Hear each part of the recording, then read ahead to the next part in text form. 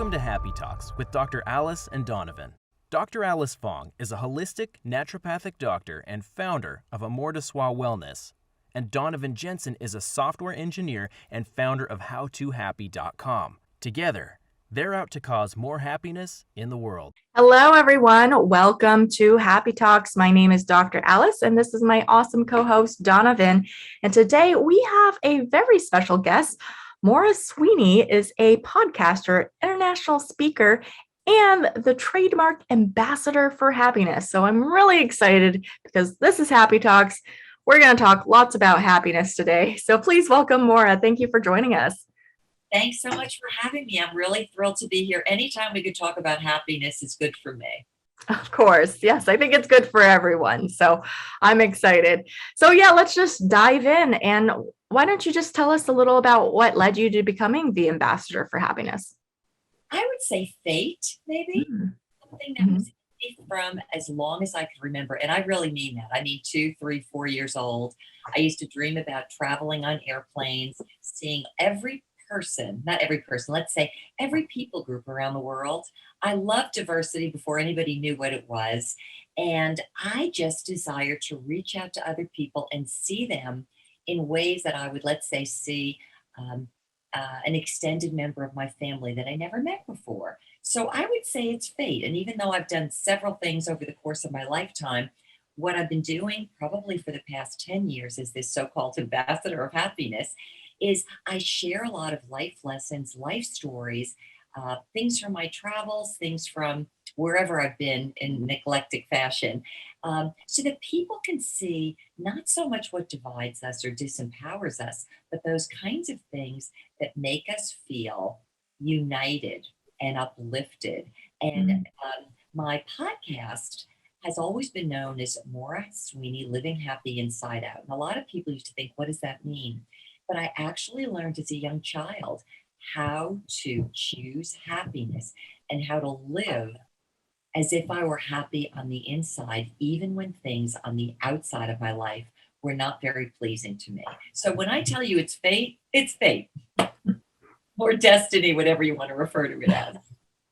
Well, one of the things that I picked up on out of sort of your story is this concept that you said about choosing happiness, right? And I think that's something that you hear pretty often. I'd be curious to sort of dig into that and unpack it a little bit more because, you know, at the very, very surface level, right? It's like, oh, just choose happiness. And some people are like, well, if I could just choose happiness, I would just do it all the time if it's that easy. So I'd be curious to unpack that a little bit and get maybe into some of the more detailed pieces there. Right. You know, there are many things that sound very straightforward, but doing them and implementing them in our lives is quite another thing. Hopefully later on, we'll get a chance to talk about another word that sounds easy, but really isn't. But choosing happiness, I can tell you my earliest recollections, and I turn a lot of things into personal stories. So hopefully people can all find something that they can relate to. We can very easily be impacted and affected emotionally, psychologically, energetically, all those things. By things that go on around us. It could be somebody left us out of a crowd, somebody said something unkind, a big thing we were looking forward to never happened. And so what do? We can react to that. And we could feel as if our whole life maybe got crushed because we had our expectations set a certain way. And then what happens is now we are definitely not happy. We could be feeling isolated. You know, I could remember when I was small, I used to cry a lot. And I got to a certain point, and let's say multiple points over the course of my life, where I realized I can choose. I can choose to be a victim. I can choose to feel miserable. I can choose to keep my thoughts on what I feel badly about, or I can take the converse. And a lot of times I had to make this up as a child. I kid you not. I can remember lying in bed. My mother would put us to bed very, very early. And I was not tired at all. I didn't want to go to bed early. I had no choice. And I actually remember lying on my bed thinking good thoughts. I would use my imagination. I would think about things that I was looking forward to. Maybe I had no control over now, but I could use my imagination to put myself into those mental and emotional places that made me feel better. And if this makes any sense, Donovan, I would say, and because this is something I did all through corporate management years, everything, raising a child, is I would look to center and establish my inner life, my inner temperature gauge. You can call it any one of a number of things. What's the lowest point? The lowest point is I want to stay in my bed, cover myself, or commit suicide. And the happy place would be, well, I think I'm, if somebody doesn't hold me to the ground, I'm going to take off like a balloon. But I learned how to think upon and actually stick to something, like think about adhesive tape or crazy glue. I would say to myself, what's going on in my head? What's going on in my emotions? And I would find and adhere myself or agree with, let's say, those emotions, those thoughts that would put me in a better place. And you could feel it in your mind. I mean, if you really want to look at your thoughts, or you could feel it in your body. And I think a lot of us never really learn how to do things like that, but we actually carry our own frequency. Perfect example. Have you ever been having a great time, laughing with friends or laughing with family, and all of a sudden somebody new walks into the room? You could be at work and it's like the big cloud just came in. Yeah. It would be, what kind of a presence am I for Yeah. myself, but also those around me? And so the choosing of happiness is a long way to answer your question, Donovan. It's becoming more aware that we're like an energy source, and we can either choose what happens to us and let that be the final word, or decide what our position's going to be and what we're going to, let's say, emit like energy beams. Yeah, no, I appreciate that answer being fleshed out a little bit more, because one of the things you touched on that I think is really important is it's more than just sort of choosing the emotion that you want, right? You touched on sort of these ideas and concepts around sort of choosing your focus, right? You said you would focus on good things and positive things and whatnot. And I just like to sort of tease that out so that people understand that it's not necessarily, oh, I just choose this emotion and then have it, because you may not always have a grasp on the emotion. And that particular phrase is one with the people that I've interacted with, I have found people struggle with a lot if they don't have the nuances. So I thought that was a great answer. I'd be curious though, I get that, like, our energy and how we focus our energy can absolutely make a big difference in how we feel, and letting go of expectation. I totally agree with, because that can set us up for disappointment and heartache. But, like, let's just say I'm feeling depressed or sad and thinking like, oh, I sucked at that thing. I'm beating myself over it. Like, what would you suggest I like think to myself? Or what is the positive reinforcement to kind of get me out of that like mental, like, down on myself state? Like, do you have any suggestions? Or I know there's like a plethora, I'm sure, but what are your go-to perhaps? Context of something that's relatable. And I almost laughed that, you're going to have people that are not watching us Right. visually. But how often do we say to ourselves, oh, I really stink at that? I'll tell you, I'm working on a special project right now. And I said to this person that brought me in for it, he said, you're doing a really good job. I said, well, thank you. I said, this is one of the things I know how to do. I said, there are many things I can't do. And I said, trust me, I know. And he said, well, Maura, the day we hire you for something you suck at, don't worry, I'll be the first to tell you. So it's reality. We all go through things where we do well and we have confidence in certain areas. Right. And in other areas, we're not as good as our neighbors are. And Totally. I think that maybe a little bit of levity and being kind to ourselves is good, as well as being kind to others. Trust me, and I don't know if it shows on my face. I People look at me and think, oh, Maura's always had this nice life. And I will tell you, there's so many things I can't do, many disappointments in life I've had. But I've also noted, and maybe this is helpful, that because I've been through difficult times, because I've been through challenges and disappointments like others, I have grown to have a lot more compassion for other people. So Mm. that means I have a lot less judgment of other people. Mhm. And knowing I have a lot less judgment and a lot more forgiveness and a lot more compassion, I try to be equal in all things, to say, all right, maybe I could have done better, but I realize I'm not perfect. So what Mm. is it that I could have learned from this experience? Or here's another thing. And sometimes these are some of the nuances we can use to take ourselves from one mindset and emotional place to another. Another one is to be very filled with gratitude all the time and say, you know what? This didn't work out as I hoped, but I'm very grateful because something good is going to come out of it. Now, I could look at this in my own life and I could also look at it for other people. Sometimes in life, we could go through a challenge, and yet, if we have the right outlook, we can learn great life lessons. We could learn patience. We could learn sometimes to zip our lips when we need to zip our lips in the future. There's so many good things that could come out of things that don't look good in the here and now. So Right. even reminding ourselves that it wasn't the best day, but you know what? I'm really grateful. Something good's going to come out of this. And inevitably it does. Now, maybe I'm not a scientist, but I've heard people say that we end up creating internal pathways for ourselves. And I know I've experienced in my own life that I could be at some really challenging places and I won't even know the answer. I won't know the way out. Mhm. And I'll just say, but you know what? I'm so grateful. I'm going to get an idea. I'm going to get an answer. I'm going to get a solution. And inevitably, by dropping maybe the problem itself and letting it go to the floor and changing my attitude about it, all of a Mhm. sudden, and it doesn't have to be that moment. It could be a little bit later in the day. It could be several days later or a week later. Something new will drop in me. Mm. It's a lighter thought. It's a higher thought. It's a more empowering thought. And it's one that feels, let's say, more freeing. Mhm. Okay. Yeah, no, that makes sense. So like in that I was hearing a few different ideas of, one, it's maybe not like the exact thought. You can be like, oh, I suck at this and like be hard on yourself, or you can be like, I suck at this, and like your way of being with it and being okay with it and having forgiveness and understanding and compassion for yourself is very different.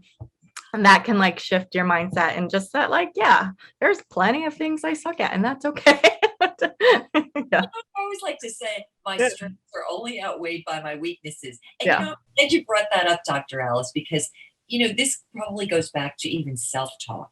Mm. Sometimes we take ourselves so seriously. We live in a very serious-minded world. Everything is, it's like edge of the world, issues that are going on. But if we can take a lighter view of ourselves, Right. then we tend to be able to share that with other people as well.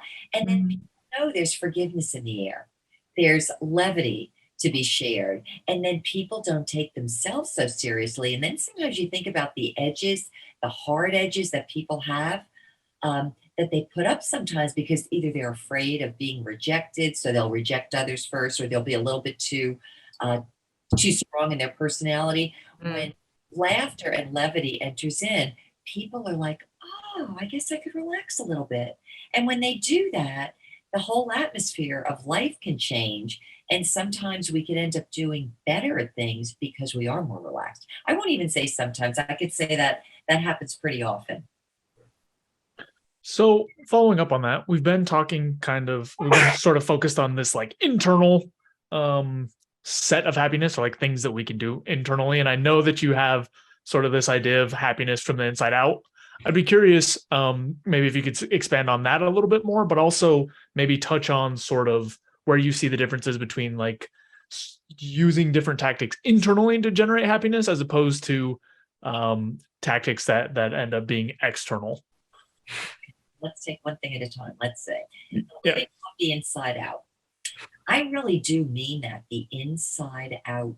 And I don't know how I know this, I'm going to say since childhood, we live in an externalized world. If you think about media, people Yeah. are looking at what they see on TV or what they're looking at on the web, or what social media is telling them. And therefore, whatever has been the predominant thought or idea or in thing, people Mm. externalize themselves and they try to be like that thing. And a lot of us are not. I remember, now this may seem strange too, but let me go with it. I could remember when I first started driving, and when years ago, I guess they still do in the cars, but you could actually choose a radio station. And I lived right outside New York City. And I remember thinking to myself, well, we had quite a bit of choice, what to listen to on the radio. I was maybe 17 and I thought, they're only giving me 5 stations. And for some reason, people out there think that everybody's going to they're going to like one of these 5 or 7 stations. And what if these stations don't fit me? Do you see the externalizing? Things shift, they change in every generation, every couple of years. The idea of living happy from the inside out is what's legitimate for me? What's authentic for me? What makes me feel my best? So how do I stay in that space? And how further do I exude that in my life? And here's the other thing about living happy from the inside out. How do you externalize? I know I've spent a lot of time in my podcast especially, but also in my public speaking talking about this. We will pick up what's in the air and we let that be the prevailing attitude, spirit, feeling of what's going on. But could you imagine instead of having your own way of viewing the world, your own energy, your own thoughts, your own way of viewing other people, appreciating other people, appreciating the good things you see around you. Now we're looking from the inside outward. And you walk into a new place. You walk into the grocery store and you see people you never met before. You go in for a new job somewhere and you step into, it's funny, so much is virtual nowadays, but let's say you step into somebody's lobby and they'll be like, hey, who is this person that just walked in the door? Because you are bringing that internal energy, thought process. I would even say further, think about this. Think about people whose personalities go up and down literally by the moment. You say, you look at them the wrong way and then they want to attack you. Or they say something good or they get a good response and they feel like, oh, I'm the best person in the room. But instead, think about yourself as bringing an energy wherever you are. And that's what I believe is so important about this concept of living happy inside out.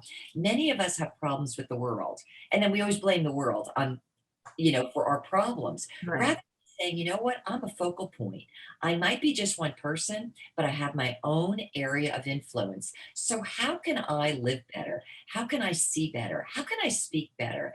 How can I address others in a better and more positive way, in a way that shows gratitude for who they are, for their differences, for their giftings, for their talents, for what they bring into the world? And it doesn't always have to be a PhD or, a big checkbook. It could be something like, do you realize every time you enter into this room, you make people smile? Or do you realize you have this great ability for solving problems? This is how I see the world, and this is how I see people. And so I realize no matter where I am beaming that out and I'm delivering a different signal so that maybe people can pick something up from that and start seeing and feeling and relating to others out there in a different way. And think about if you ever wanted to create the inverse of the world.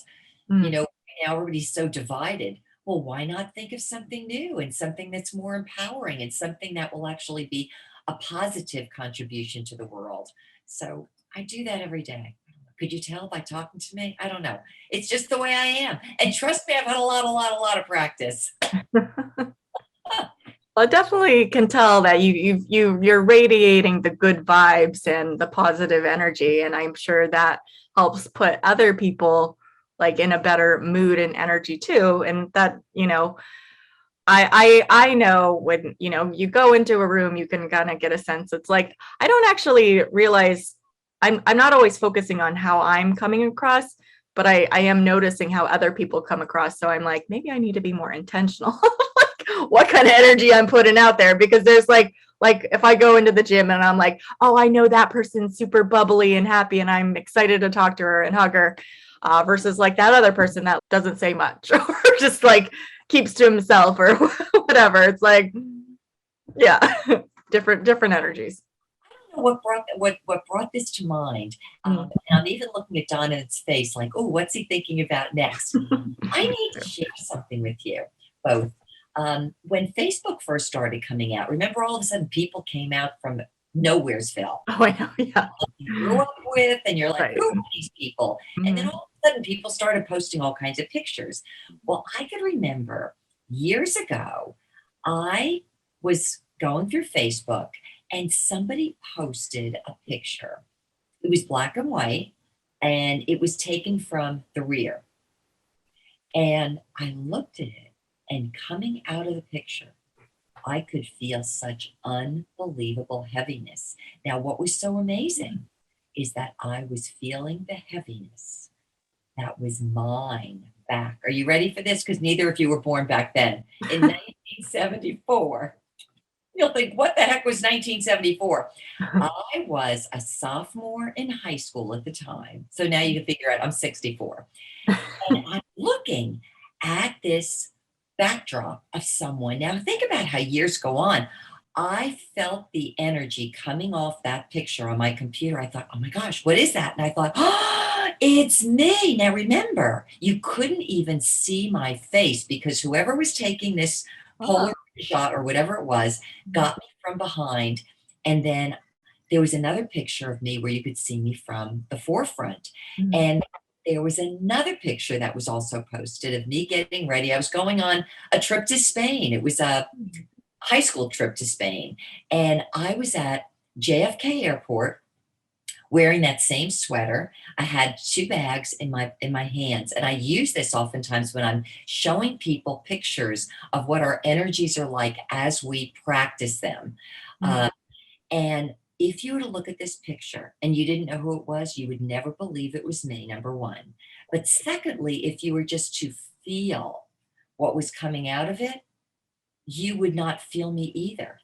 And so it's a real thing when I said to you, practice, practice, practice.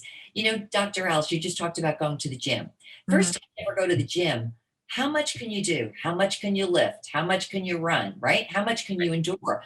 The more you do it, your muscles build up and it's like, hey, I could do that. What's the next thing I could do?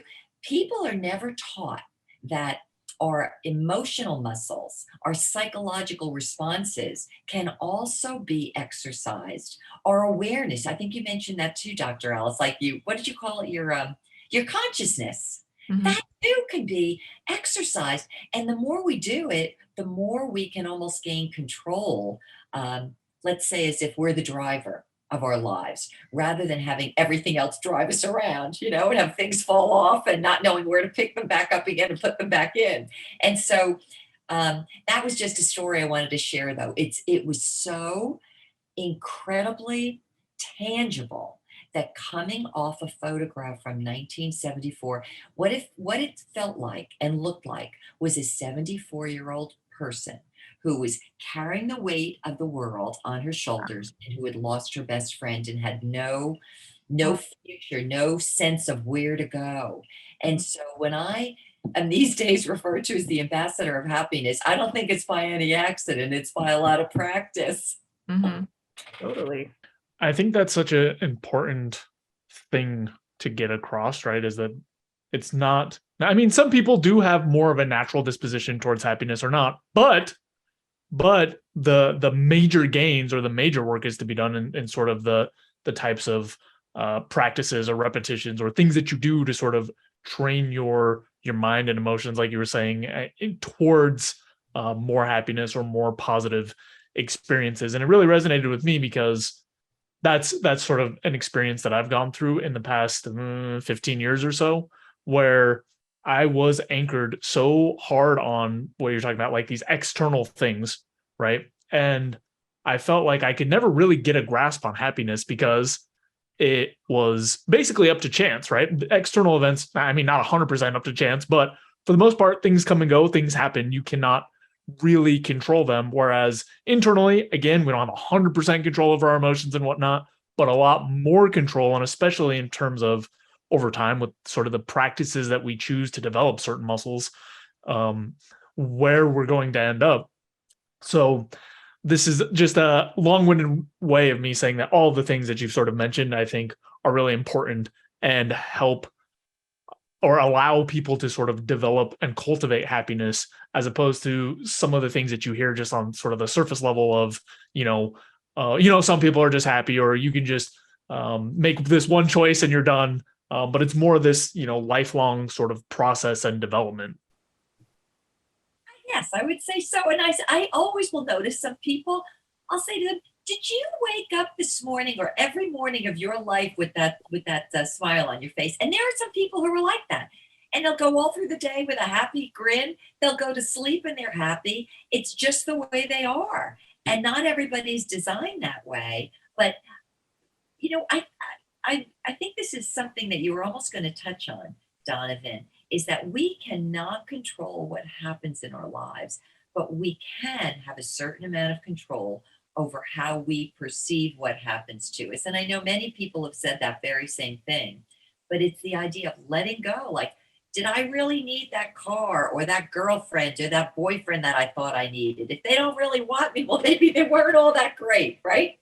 And to let certain things just drop and go. And it's like letting go of these very heavy weights that we will sometimes keep in our lives that really are not serving us well. So that's why we can't always control what happens to us, but we can take a look at how we respond to those things. Yeah, I think that's a really important point that you made of just, we can't control everything that happens to us. It's part of life. Bad things are going to happen to everyone at some point. It's the odds, but it's like how we perceive it and how we deal with it can really make an impact on our mental and emotional well-being, and how we kind of decide to. I like that image of like letting go of a weight, just like let the bad go, let it out. That's great. But you know what? It really does make a difference. Mm-hmm. Several years ago, when we had the last downturn in the economy, and I think a lot of people suffered silently. A lot of baby boomers lost their jobs, they lost all their savings, they lost their houses. And there was this whole idea of, oh my gosh, what the heck, what kind of a life am I living? Everything I built is gone. Anyway, friends and I had started a terrestrial radio station, show. We called it The State of Happiness. And we did it precisely for that time period where people didn't know what was going on. And we called it the state of happiness, because happiness really is a state of mind. And so we can interview all these people who took changes in their life and used it for something good. But here was the picture, and maybe you could go home with this one, is that the three of us that were the co-hosts were in a helium balloon. The big giant balloons that have the baskets on the bottom. Mm-hmm. Well, if you're in a state of happiness, it's like you have a certain amount of internal uplift. And when you're really unhappy or very sad or depressed, it's like you're weighted down with, I want to say with iron, and everything you do is like pulling the weight of the world with you. But it really is, it's a state. And so if you could let go a lot of the things that you don't have control over, then all of a sudden you have this automatic uplift. And I don't know how many minutes we have left, but do not let me forget about one of the key things I want to say about uplift that I learned at 9 years old. I've shared this before, but it's worth sharing. Yeah, go for it. We have like 5 or so minutes left, 5 to 10 minutes. This whole idea of like when we're heavy or when we're light. I can remember, and it was my first lesson. I think, I am probably one of those people who had to learn a lot on her own, even though I'm always looking for ways to learn. And I took the long road to get somewhere. So now I take everything I learned and I share it with other people. Say, you could learn this, only learn it a lot faster. Well, when I was younger, I had a very different personality. And I already mentioned to you at one point I would have to go to bed when I didn't want to go to bed, and I didn't like that. Well, I could remember feeling like I had no freedom. as many children might feel that way because somebody's always telling them no. And my birthday had come around, and I want to say it was like my 9th birthday, let's assume. And I remember telling my mother, I don't want any gifts for my birthday. The only thing I want is the ability to stay up until, let's say, 8 or 9 o'clock at night. And because I can remember going to bed at like 6:30 and pajamas at 4:30 in the afternoon. I did not like this. So I said to me, no, like, no. I didn't say this to her because that's the home I was brought up in. I thought I did an end run around you. I'm not looking for you to buy anything for me. I don't need a present. I just want to stay up later. And she said, no. Well, I will tell you, that little frame of a body of mine, it was like I was so beside myself. And I really couldn't express myself because I was brought up to be very polite. And I went for not quite 2 days, feeling so angry. And what I was really dealing with was unforgiveness. I could not believe my mother would deny me this one thing on my birthday. Now I'm laughing today because everything put into its place is, perspective. Yeah. But for me, it's like, how could I not just stay up late at night or later? And so I could remember for about a day and a half, I would answer any question I was asked politely, but I would give no further indication, no other comment. And it was my way of my little personhood exerting herself to say, I'm not happy about this. I'm not happy. I went to bed that night. Following day, I wake up. Now, maybe it's a Saturday for all I know. All I could tell you both is I felt so rotten to the core. And I remember thinking, my mother, I don't know if she notices that I'm angry or not, but she's not changing her mind. She's never going to change her mind. And I can't live this way. That's what I remember thinking. I cannot live feeling this miserable. And so I made a decision to drop it and let it go. Now, this is what's so amazing. And I never forgot it. That's why there's certain principles, I guess, I came to learn. That very moment, not one thing changed in my life. I was still going to go to bed early. But what changed for me internally was everything, because I went from feeling absolutely miserable, taken advantage of, victimized, incarcerated to, I feel happy about myself. And I literally felt lighter and brighter. And I just was able to go about my day. And I thought, whoa, I will not hold on to unforgiveness if this is what it does to me. And so when you were saying at the beginning, Donovan, you always like to look for practical things. If there is one big thing that people can do to add to their own happiness, and this is another one of those things, it's simple, but it's not easy, right? Simple. Oh, forgive. Drop it. You might have to do it over and over and over, like the practice, over and over and over. Nope, I already told myself I forgave that person, or I forgave myself, or I forgave that situation, or I forgave that ridiculous decision I made. You do it over and over. And you know what happens? Eventually, it becomes you. And you go from that place of either self-condemnation or of addressing, that's not the word, it's not addressing, projecting your anger onto another person or onto the outside world, to all of a sudden, it's gone.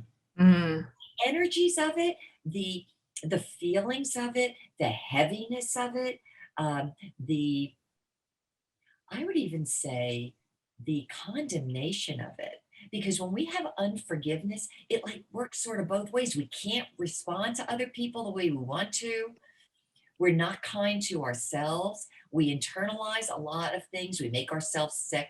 So that's one of the things I would say. Forgiveness is one of the most powerful things if you want to be able to feel better and feel happier.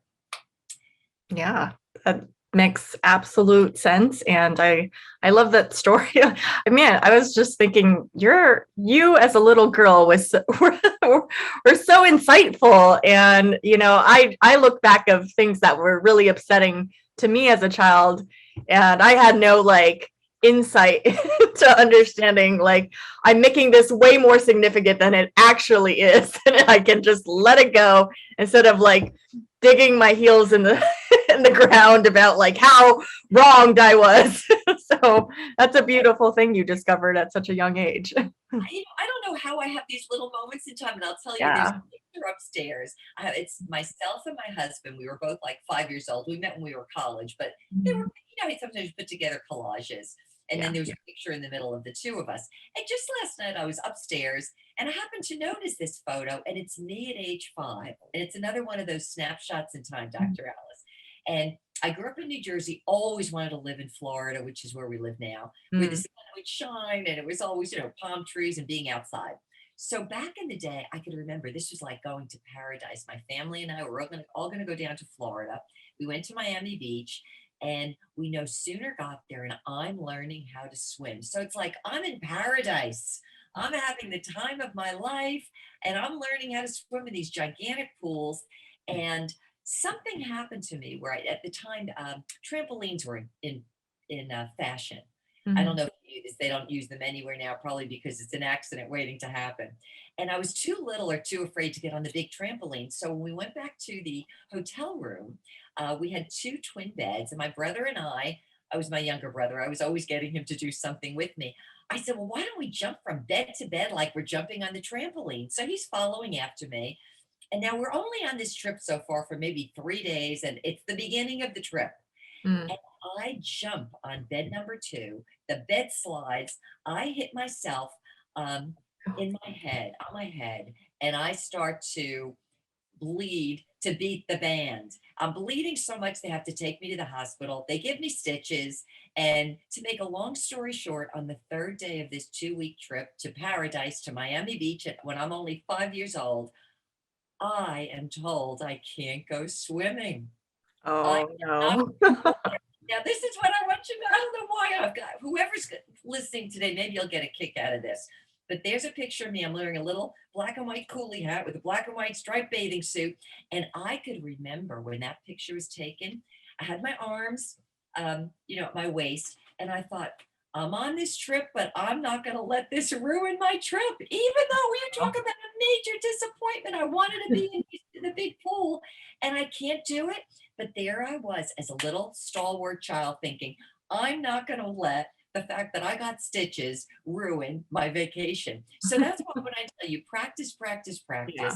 and the same person who in 1974 looked like, she was just going to pull the rest of the world down into a ditch somewhere and then pull the wool on top of it. And here she is today saying, this is what happens when you practice choosing happiness over misery and choosing to think about better things rather than the unhappy ones. Awesome. Such important lessons. And Maura, we just appreciate you so much for bringing your life lessons and your stories and your radiant happiness to the show. Before we wrap up, is there anything you'd like to plug? I would. I know you're podcasters, so am I. Mhm. Any one of your listeners who might be interested in more story-based content and reflective content, you could find me at Maura Sweeney, Living Happy Inside Out. And I'm just getting on the final episodes of a series I was doing called The ABCs of Now. And it's helping others navigate the era that we're living in right now, which is, as you know, Mm, incredible shift. I don't think we, totally. go through life thinking, what is going to happen today? What Right. news is going to hit the world and tell us, the world is going to be over tomorrow? So, Mhm. Maura Sweeney, Living Happy Inside Out. And thank you both again. This is really a pleasure. Of course. Well, thank you again for joining us and sharing. And yeah, we'll put a link in the description for anyone that wants to check it out. And yes, thank you everyone for tuning in this week. We appreciate you. And if you appreciate us, be sure to like, comment, subscribe, share, all the things that help spread happiness in the world. And we will see you next time. Thanks so much for watching. If you enjoyed this video, be sure to like it and then go and subscribe to my channel and ring the bell so you get notified when the next video comes out. If you check out in the description below, go to my website where you can get my free fast and easy guide to stress relief. Thanks again for checking us out, and we'll see you next time.